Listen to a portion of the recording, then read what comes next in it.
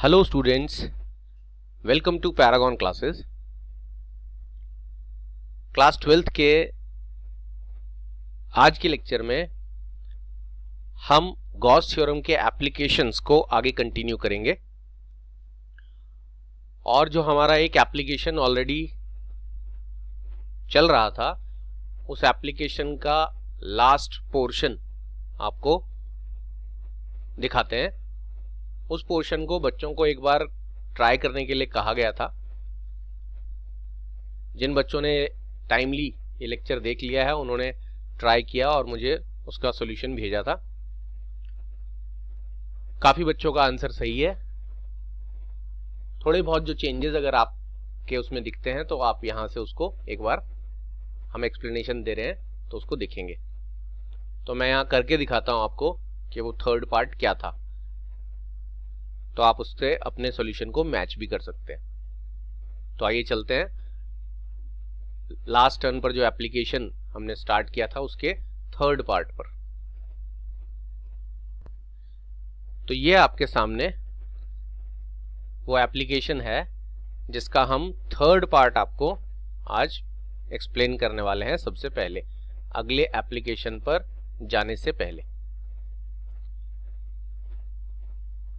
इस एप्लीकेशन में अब तक आपने क्या क्या सीख लिया था वो मैं एक बार शॉर्टकट में याद दिला देता हूं।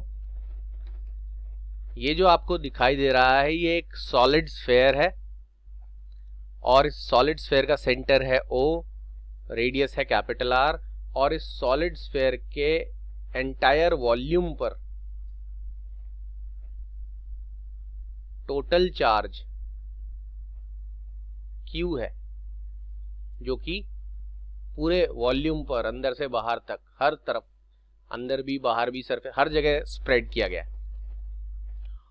और उस Q चार्ज की वजह से आपको यहां एक पॉइंट दिया गया था आउटसाइड द स्फेयर, जहां आपको इलेक्ट्रिक फील्ड फाइंड आउट करनी थी यूजिंग गॉस थ्योरम, जो आपने कर ली। उसके बाद पॉइंट ऑन द सरफेस दिया गया था, उस पॉइंट पर ऑन द सरफेस पर इलेक्ट्रिक फील्ड फाइंड आउट करनी थी, जो आप कर चुके हो। थर्ड पोर्शन में आपसे कहा गया था कि आपको अब वो पॉइंट जहां इलेक्ट्रिक फील्ड फाइंड आउट करनी है वो इनसाइड द स्फेयर दिया जा रहा है। ये जो आप देख रहे हो, इस पॉइंट पर अब आपको electric field intensity find out करनी है, जो कि इस एप्लीकेशन का थर्ड पार्ट था। क्या था वो third part? When point P lies inside the sphere, when point P lies inside the sphere। अब मेथड वही है, मैं आपको करके दिखाता हूं। सबसे पहले आपको पॉइंट P जहां पर भी है वहां से पास होता हुआ एक गॉसियन सरफेस बनाना होगा। पहले वो गॉसियन सरफेस आपने बाहर बनाया था, और उस गॉसियन सरफेस की रेडियस, या यूं कहें पॉइंट P तक का डिस्टेंस सेंटर से, वो आपको हमेशा क्या लेने के लिए कहा गया था? Small r। क्योंकि ये जो कैपिटल R आप देख रहे हो यहां पर,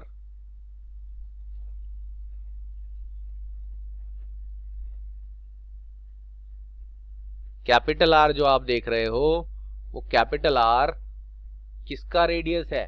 इस पूरे स्फेयर का रेडियस, कैपिटल R। और स्मॉल r, ये जो गॉसियन सरफेस बना है ये स्फेयर, उसका रेडियस है। और अब आपको क्या करना है? इस पॉइंट P के अराउंड यहां पर फिर से एक एलिमेंट्री पोर्शन लेना है, और उस एलिमेंट्री पोर्शन का जो एरिया होगा वो ऐसे होगा, नॉर्मली आउटवर्ड, जिसको आप कहां से डिनोट करोगे? ds से।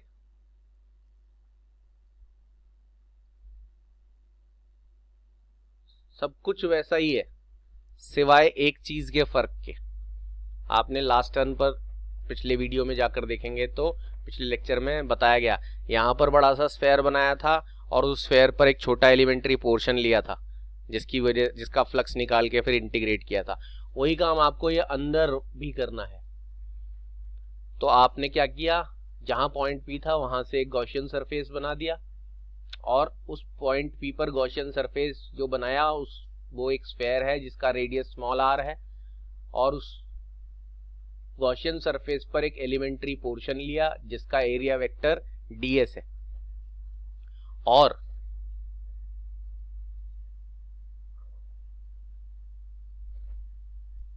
इस पॉइंट पर इलेक्ट्रिक फील्ड इंटेंसिटी होगी ऐसे।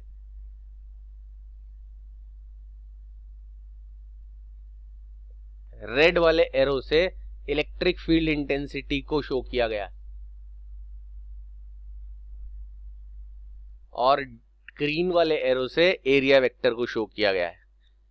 ये दोनों ही पॉइंट P पर बने हैं। दोबारा बना देते हैं इलेक्ट्रिक फील्ड इंटेंसिटी का एरो, ये है रेड वाला एरो इलेक्ट्रिक फील्ड इंटेंसिटी का है और ग्रीन वाला एरो एरिया वेक्टर का है, और ये दोनों किस पॉइंट पर हैं, वो पॉइंट यहाँ है P, जो कि ये है वो point inside the solid sphere. अब आप सबसे पहले क्या फाइंड आउट करेंगे, डी फाई। डी फाई क्या है, इस छोटे से, ये जो आपको शेडेड सा पोर्शन दिख रहा है, इस छोटे से एलिमेंट्री पोर्शन का इलेक्ट्रिक फ्लक्स, और वो फाइंड आउट करने का मेथड आपको बताया है E डॉट ds, और फिर बहुत बार ये कर चुके हैं इसलिए मैं यहाँ डायरेक्टली कर रहा हूँ। EDS हो जाता है ये, क्योंकि EDS cos थीटा लिखना पड़ता है और थीटा यहाँ 0 है, दोनों का डायरेक्शन सेम है, हमेशा ही कर रहे हैं, इसलिए ये ना कहें कि डायरेक्ट कर दिया है, क्योंकि इसका एक्सप्लेनेशन पीछे बहुत बार दिया जा चुका है। और फिर आप निकालते हो electric flux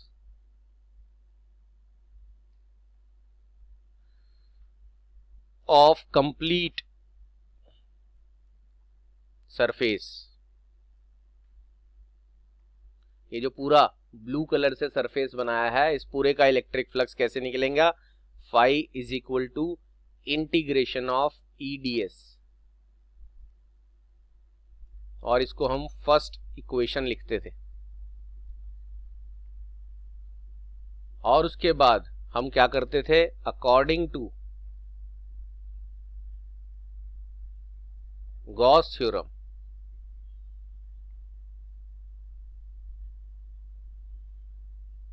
according to Gauss theorem में phi is equal to Q by epsilon naught लिखते थे, और इसे इक्वेशन सेकंड लिखते थे, फिर इन दोनों को इक्वेट करते थे और हमारा इलेक्ट्रिक फील्ड आ जाता था। ये सब कुछ वैसा ही है जैसा पिछले डेरिवेशंस में किया गया है, बट जो डिफरेंस है यहाँ पर जरा उसको गौर से नोटिस करें। जब आपका ये पॉइंट P यहाँ कहीं होता था तो उससे पास होने वाला ऐसा जो पूरा ये गॉसियन सरफेस जो कि स्फेयर बनता था, वो बाहर पूरा ऐसे बनता था। आप पिछले वीडियो में, पिछले लेक्चर में जाकर देख सकते हैं। जब ये पूरा बाहर बनता था तो वो गॉसियन सरफेस का फ्लक्स निकालने के लिए phi is equal to Q by epsilon naught इसलिए लिखा जाता था कि वो गॉसियन सरफेस इस स्फेयर का पूरा चार्ज अपने अंदर एनक्लोज कर लेता था, क्योंकि पूरा स्फेयर ही उसके अंदर आ जाता है, बाहर बड़ा सा स्फेयर बनता है जब। लेकिन यहाँ ये गॉसियन सरफेस इस असली सॉलिड स्फेयर के अंदर कहीं बना है, और आप देखने पर खुद ही आंखों देखी बात जान सकते हो कि अब इस गॉसियन सरफेस ने इस पूरे स्फेयर का जो टोटल चार्ज है ये वाला, वो अपने अंदर एनक्लोज नहीं किया है, बल्कि उसने अपने अंदर सिर्फ जिस पोर्शन पर मैं शेड कर रहा हूं इतने पोर्शन का चार्ज अपने अंदर एनक्लोज किया है, जो चार्ज Q नहीं है, क्योंकि Q तो पूरे स्फेयर का चार्ज है। अभी ये जो आप देख रहे हो ना, ये वाला, ये बाहर, ये चार्ज अभी इस स्फीयर के, यानी ये जो गॉसियन सरफेस है इसके बाहर है। बस एक यही एक मेन डिफरेंस है जो पिछले पार्ट और इस पार्ट में अलग है, कि जब आप अकॉर्डिंग टू गॉस थ्योरम लिखोगे तो आप phi is equal to Q by epsilon naught नहीं लिख सकते, बिकॉज आप इस सरफेस का जो फ्लक्स निकाल रहे हो पुराने तरीके से वो तो ऐसा का ऐसा ही है, लेकिन गॉस थ्योरम से जो सरफेस का फ्लक्स निकाल रहे हो उस सरफेस ने पूरा चार्ज अपने अंदर एनक्लोज नहीं किया है, उसने टोटल चार्ज से थोड़ा कम चार्ज एनक्लोज किया है, जिसको फिलहाल मैं डिनोट कर रहा हूं क्यू डैश से, और यहां लिख दे रहा हूं where Q dash is less than Q. जो चार्ज इस ब्लू कलर से बने हुए गॉसियन सरफेस ने एनक्लोज किया है वो चार्ज क्यू न होके क्यू डैश है, जो सिर्फ इस शेडेड पोर्शन का चार्ज है, और वो क्यू डैश क्यू यानी टोटल चार्ज से कम है। That means the Gaussian surface is enclosing a charge which is less then the total charge on the sphere. ठीक है जी बात, ये सबसे बड़ा डिफरेंस है। तो आपने क्यू की जगह क्यू डैश लिखना है, वो कम चार्ज, क्यू से कम चार्ज जो इसने एनक्लोज किया है, और फिर आप लिखोगे फ्रॉम फर्स्ट एंड सेकेंड। बाकी का प्रोग्राम एज इट इज आगे बढ़ेगा फर्स्ट एंड सेकेंड के हिसाब से। दोनों फाई फ्लक्स हैं इस गॉसियन सरफेस का, एक पुराने तरीके से एक नए तरीके से यानी गॉस थ्योरम से, Q dash upon epsilon naught,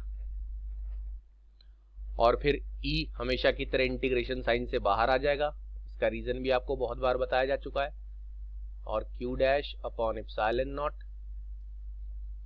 और फिर ds ये जो ब्लू सा आपको सर्कल या स्फीयर दिख रहा है इसका एक छोटा पोर्शन है। इंटीग्रेशन ऑफ ds मीनिंग आपको इस सारे छोटे छोटे पोर्शन को कंबाइन यानी इंटीग्रेट कर देना है। तो इंटीग्रेट करने पर क्या आएगा वो आपको बताया जा चुका है। ds का इंटीग्रेशन करने पर 4 पाई r स्क्वायर आएगा, is equal to Q dash upon epsilon naught, और फाइनली E का जो फॉर्मूला बन जाएगा वो 4 पाई r स्क्वायर इधर ट्रांसफर करेंगे तो 1 बाय 4 पाई एप्सिलॉन नॉट, और Q dash upon r square. ये आपका बन गया फॉर्मूला इलेक्ट्रिक फील्ड इंटेंसिटी का at a point inside the solid sphere. अब एक चीज है, बस आपको यहां इस क्यू डैश की वैल्यू पुट करनी है। आपने तो अभी अंदाजे से बोल दिया कि क्यू डैश वो चार्ज है जो इसने एनक्लोज किया है इस शेडेड पोर्शन ने, इस गॉसियन सरफेस ने, जो क्यू से कम है। वो तो दिख ही रहा है क्यू से कम है, लेकिन वो है कितना, क्यू डैश आपको पता नहीं चल पाएगा यहां से आपको, लेकिन टोटल चार्ज पता है। तो टोटल चार्ज जब आपको गिवन होगा उससे कितना कम चार्ज ये क्यू डैश है, ये पता लगाने के लिए आपको इस क्यू डैश की वैल्यू पता लगानी पड़ेगी। बस यहां तक का सब कुछ में एक ही बात का फर्क था, जो क्यू की जगह क्यू डैश आया है, वरना ये एग्जैक्टली पिछले पोर्शन जैसा ही है। और डायग्राम में एक फर्क है कि पहले स्फीयर बाहर बनता था, अब स्फीयर गॉसियन सरफेस जिसको बोलते हैं वो अंदर बना है। असली स्फीयर जो आपको गोल्डन कलर का दिख रहा है उसके अंदर, पहले जो गॉसियन सरफेस का स्फीयर होता था वो इस पूरे गोल्डन स्फीयर के बाहर बना था। अब इस क्यू डैश की वैल्यू कैसे फाइंड आउट होगी वो मैं आपको दिखाता हूं। उसके लिए जगह चाहिए दिखाने के लिए, इसलिए मैं ये हटा देता हूं यहां से। ये चीज पॉज करके नोट कर सकते हो, रिवाइंड करके दोबारा देख सकते हो, दिक्कत वाली बात ही नहीं है। तो ये आपका इतना पोर्शन यहां से गायब कर देते हैं। ठीक है जी, पूरा ही गायब कर देते हैं।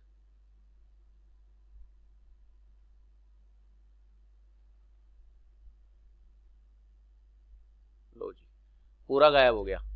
अब बस यहाँ क्यू डैश की वैल्यू क्या होगी वो मैं आपको फाइंड आउट करके दिखाता हूँ, कैसे फाइंड आउट करनी है। क्यू डैश की वैल्यू फाइंड आउट करने के लिए जो मेथड हम यूज कर रहे हैं वो method 5th class 6th class में सिखा दिया जाता है, यूनिटरी मेथड कहा जाता है। तो दिखाते हैं। 4/3 pi are cube, 4/3 pi are cube, ये इस गोल्डन स्फेयर, ये सॉलिड स्फेयर जो असली स्फेयर है उसका वॉल्यूम है, और उस वॉल्यूम पर कितना चार्ज है, क्यू। बोला टोटल चार्ज क्यू है, जो कि इस पूरे गोल्डन स्फेयर पर एंटायरली इसके पूरे वॉल्यूम पर डिस्ट्रीब्यूटेड है। अगर आपसे पूछा जाए यूनिट वॉल्यूम पर कितना चार्ज होगा, तो आप बोलोगे Q divided by 4/3 pi are cube. देख रहे हैं, कैपिटल आर लिख रहा हूं क्योंकि गोल्डन स्फेयर की रेडियस कैपिटल आर है। तो 4/3 पाई आर क्यूब पर वॉल्यूम पर क्यू चार्ज है, तो यूनिट वॉल्यूम पर इतना चार्ज है। अब आप कितने भी वॉल्यूम पर चार्ज कितना होगा वो फाइंड आउट कर सकते हो। आपको इस ब्लू स्फेयर के वॉल्यूम पर कितना चार्ज है जो अंदर स्फेयर बना है, उसके लिए इस ब्लू स्फेयर का वॉल्यूम लिख दो 4/3 पाई स्मॉल आर क्यूब, क्योंकि स्मॉल आर इस ब्लू कलर के स्फेयर का रेडियस है। तो आपको वही एग्जांपल होता है कि 15 पेंसिल 20 रुपीज की है, तो 1 पेंसिल का दाम निकालने के लिए डिवाइड करते हैं, फिर 17 पेंसिल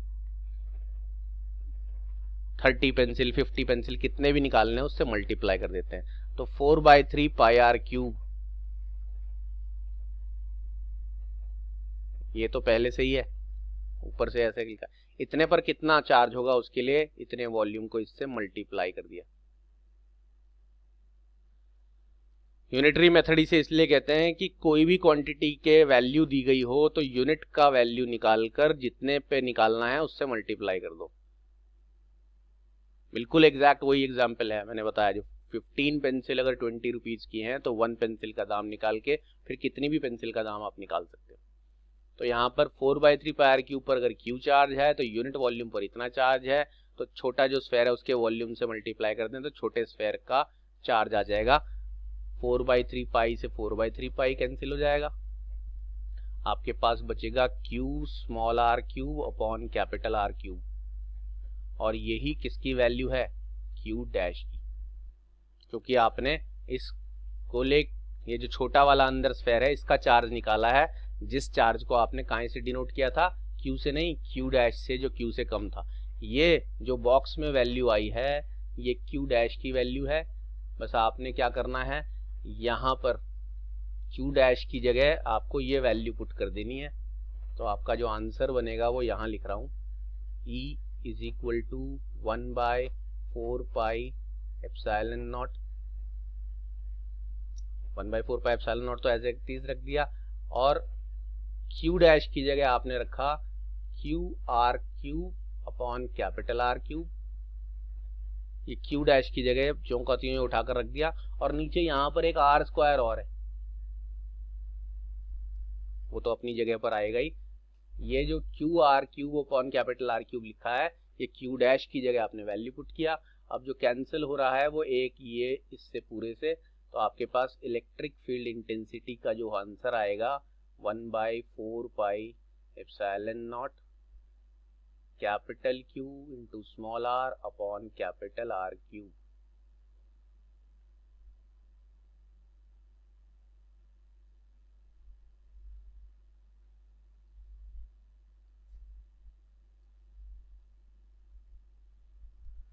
अब आप देख सकते हो कि 1/4 पाई एप्सिलॉन नॉट कांस्टेंट आपको पता है, Q total charge on the sphere ये भी आपको गिवन होगा, स्मॉल आर सेंटर से उस पॉइंट तक का डिस्टेंस है जहां आपको electric field intensity find out करनी है स्फीयर के अंदर, और कैपिटल आर सॉलिड स्फीयर का रेडियस है।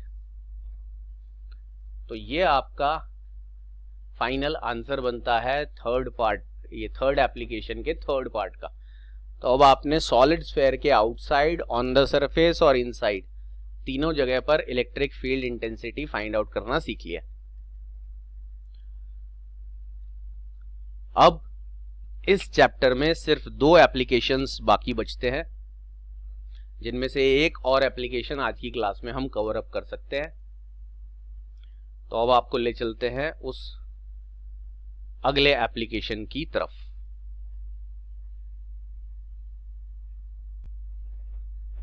तो ये आपके सामने आ गया है आज का अगला एप्लीकेशन, जिसको आप 4th एप्लीकेशन भी बोल सकते हैं।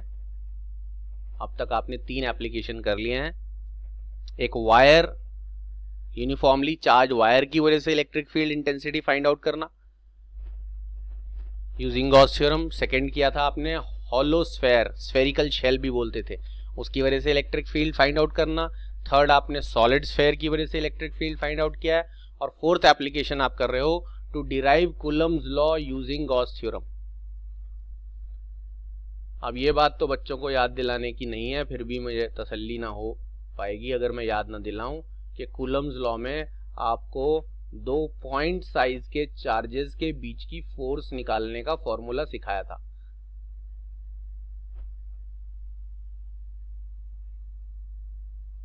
इस फॉर्मूले को सब पहचानते हैं, इलेक्ट्रोस्टैटिक्स में सारा बेस इसी से बना है। ये फॉर्मूला आपको वहां स्टेटमेंट के तौर पे बताया था कि 2 पॉइंट चार्जेस हैं तो उनके बीच में लगने वाली फोर्स डायरेक्टली प्रोपोर्शनल होगी product of the magnitude of charge, inversely proportional होगी square of the distance between them. बस ये लॉ ऐसा ऐसा होगा, ये आपको बता दिया था। यहां हम गॉस थ्योरम की हेल्प से इस लॉ को ऑब्टेन करेंगे, डिराइव करेंगे। अब डिराइव करने के लिए क्या क्या करते हैं वो मैं आपको दिखाता हूं। सबसे पहले आपको ये अज्यूम करना है कि यहां हमारे पास एक पॉइंट है A, जिस पर एक चार्ज रखा है Q, और अगर Q चार्ज मैंने बोल दिया और साइन नहीं मेंशन किया तो अंडरस्टूड माना जाता है, ये पॉजिटिव ही है। अब इस Q चार्ज से R डिस्टेंस पर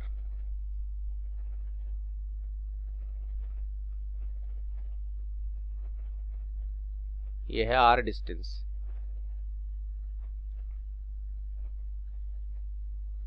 लिख देता हूं। R डिस्टेंस पर, Q चार्ज से R डिस्टेंस पर एक पॉइंट और ले लेता हूं मैं, इस पॉइंट का नाम ले लेता हूं B। और आपसे कहा जाए कि इस B पॉइंट पर इस Q चार्ज की वजह से electric field intensity find out करनी है। बच्चे डायरेक्टली भी बता सकते हैं कि ये होती है जी इलेक्ट्रिक फील्ड इंटेंसिटी, तो पढ़ाया जा चुका है, इससे जस्ट पिछला चैप्टर इलेक्ट्रिक फील्ड ही था, उसमें ये कैसे आया सब कुछ बताया। लेकिन मैं बोल रहा हूं ये तो हमें डायरेक्टली बताया था, कोई टेस्ट चार्ज वगैरह वगैरह करके। मैं बोल रहा हूं कि इस B पॉइंट पर इस Q चार्ज की वजह से electric field intensity find out करनी है यूजिंग गॉस थ्योरम। ध्यान से स्टेप बाय स्टेप सुनते जाएं, अपने आप कूलम्स लॉ आ जाएगा। तो पहला स्टेप समझें, आपने एक Q चार्ज लिया A पॉइंट पर, उस A पॉइंट से R डिस्टेंस पर एक और पॉइंट है B, और उस B पॉइंट पर इस Q चार्ज की वजह से electric field intensity find out करनी है using Gauss theorem. Gauss theorem का नाम आते ही सबसे पहले आपने क्या करना होता है,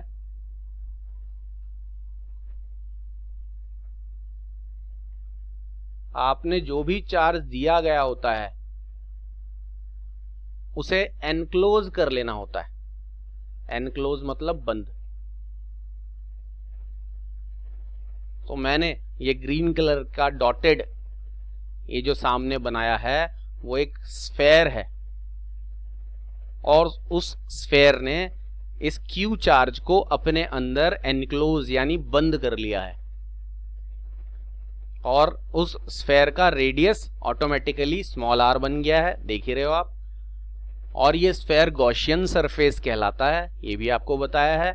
और इस गॉसियन सरफेस की क्या खूबियां होती हैं वो भी आपको बताई है। 2 प्रॉपर्टीज होती हैं, एक तो इस सरफेस पर लाई करने वाला हर पॉइंट इस चार्ज से बराबर दूरी पर होगा। आप देख लो, कहीं पर भी कोई पॉइंट बनाओगे वो इस क्यू चार्ज से इक्वल डिस्टेंस पर आएगा। और इस सरफेस पर कोई भी पॉइंट पर आप इलेक्ट्रिक फील्ड इंटेंसिटी निकालोगे वो सरफेस के नॉर्मल आएगी। अब इस बी पॉइंट पर इस क्यू चार्ज की वजह से electric field intensity find out करने के लिए सबसे पहला काम, इस सरफेस पर मैंने एक ये एलिमेंट्री पोर्शन ले लिया और इस एलिमेंट्री पोर्शन का जो एरिया है, एरिया वेक्टर, वो किधर बनेगा, सरफेस के नॉर्मली आउटवर्ड, जिसे डिनोट किया जाएगा काहे से, ds से। ये इस छोटे शेडेड पोर्शन का स्फेयर पर एक छोटी सी बिंदी बनाई है, उस बिंदी का एरिया है। और इस प्लस क्यू चार्ज की वजह से इस पॉइंट पर, बी पॉइंट पर प्लस क्यू चार्ज की वजह से जो इलेक्ट्रिक फील्ड इंटेंसिटी बनेगी वो भी बना देता हूं, वो भी सरफेस से नॉर्मली आउटवर्ड ही होगी, अवे फ्रॉम द चार्ज, जिसे हमने डिनोट कर दिया है इस रेड वाले एरो से, वैल्यू लिख दिया E। अब वही काम करना है। सबसे पहले आपको फाइंड आउट करना है क्या, डी फाई। इस छोटे से ग्रीन शेडेड पोर्शन का इलेक्ट्रिक फ्लक्स जो कहलाएगा E.ds। हर बार यही करते हो, इतनी बार कर लिया, याद हो जाना चाहिए अब तक तो। और फिर D phi is equal to EDS। यहां मैं बार बार नहीं लिखता हूं, बच्चे जब एग्जाम में आएगा तो एक ही, इन सारों में से कोई एक सवाल आएगा तो आपको वहां लिख देना है कि E.ds का मतलब EDS cos थीटा होता है, और थीटा E और ds के बीच का एंगल है जो इस कंडीशन में 0 है, दिख रहा है सबको। एरिया वेक्टर तो सरफेस के नॉर्मल बनता ही है, और क्यू चार्ज की वजह से इलेक्ट्रिक फील्ड भी अवे है, तो वो भी ऑटोमेटिकली सरफेस के नॉर्मल ही हो गई है। इस वजह से दोनों का डायरेक्शन सेम, तो दोनों के बीच का एंगल 0 और cos 0 की वैल्यू 1। और अब आपको फाइंड आउट करना होता है पूरे सरफेस का, ये जो पूरा ग्रीन कलर का गॉसियन सरफेस है, इसका फ्लक्स, जो आप ऐसे लिख देते हो E.ds का इंटीग्रेशन। E.ds का इंटीग्रेशन, और इसे हम इक्वेशन नंबर 1 लिख लेते हैं। अब हम करते हैं अकॉर्डिंग टू गॉस थ्योरम।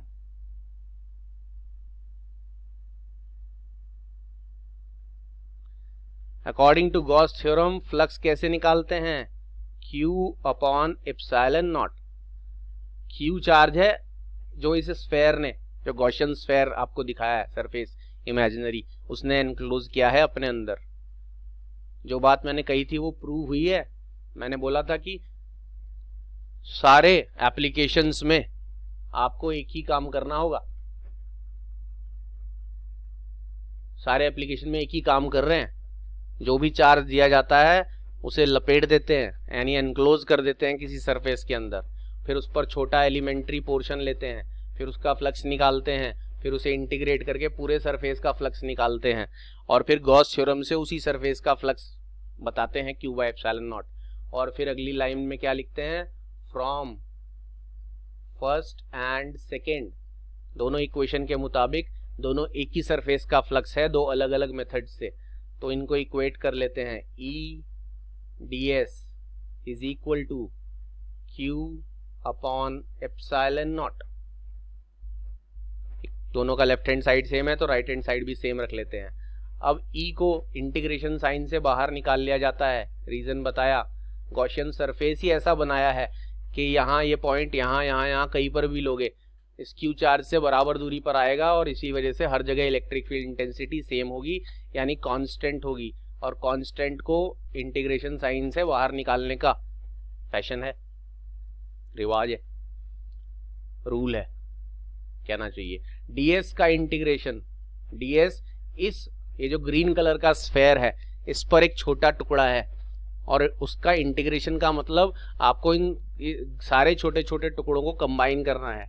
जब आप सारे छोटे छोटे टुकड़ों को कंबाइन करेंगे तो इस ग्रीन कलर के स्फेयर का सरफेस एरिया आ जाएगा, जो कि 4πr² होगा।